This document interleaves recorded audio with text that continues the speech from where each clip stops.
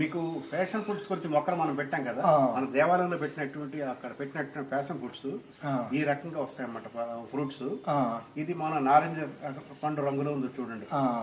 అయితే దీన్ని మామూలుగా మంచిగా కోసేసి తీసినప్పుడు తొనల్లాగా రావు. మామూలు నారింజకాయ తొనలు వస్తాయి, తొనలు ఉండవు. మన సగ్గుబియ్యం మనం కూడా పెడితే ఎలా ఉంటాయి ఆ రకంగా ఉంటుంది అన్నమాట. మధ్య విత్తనాల చుట్టూ గుజ్జు ఉంటుంది. దాన్ని గరిటతో చెంచాతో తీసేసి మన కప్పులో పెట్టుకుని మన డీప్ ఫ్రిడ్జ్ లో పెట్టుకుంటే సమ్మర్లో పడుకుంటే చాలా ఆరోగ్యానికి బాగుంటుంది. సమ్మర్ హీట్ స్ట్రోక్ రాకుండా ఉంటుంది అన్నమాట. క్యాన్సర్ వ్యాధికి కూడా ఉపయోగపడుతుంది. అంత మంచి ఔషధాలు ఉన్నాయి ఇంట్లో.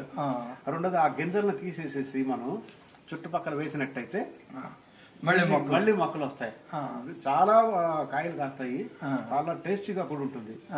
ఒకవేళ కొంచెం ఈ ఒక ఫ్రూట్ కనుక మీరు జ్యూస్ కనుక తీస్తే దీంతో మీరు 4 గ్లాసులు జ్యూస్ తయారు చేసుకోవచ్చు. ఈ పల్ప్ అందుట్లో ఏంటి, అందుట్లో పల్పేసి వాటర్ పోసేసి కొంచెం తేనె కానీ లేకపోతే బెల్లం కానీ షుగర్ కానీ ఏదైనా యాడ్ చేసుకుంటే చాలా బ్రహ్మాండంగా ఉంటుంది.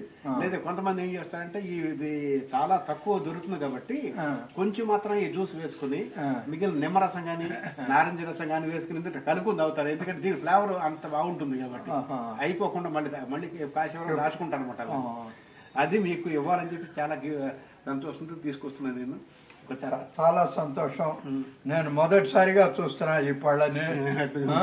వాటికి ఇటువంటి ఔషధ గుణాలు, మంచి రుచి ఉండటం చాలా అదృష్టం. మన ఊళ్ళో ఇవి ఎక్కువ పండితే చాలా మంది ఉపయోగిస్తూ ఉంటారు. బాగుంటుంది, తినడానికి బాగుంటుంది, జ్యూస్ బాగుంటుంది, ఆరోగ్యానికి బాగుంటుంది, ఔషధ గుణాలు ఉన్నాయి.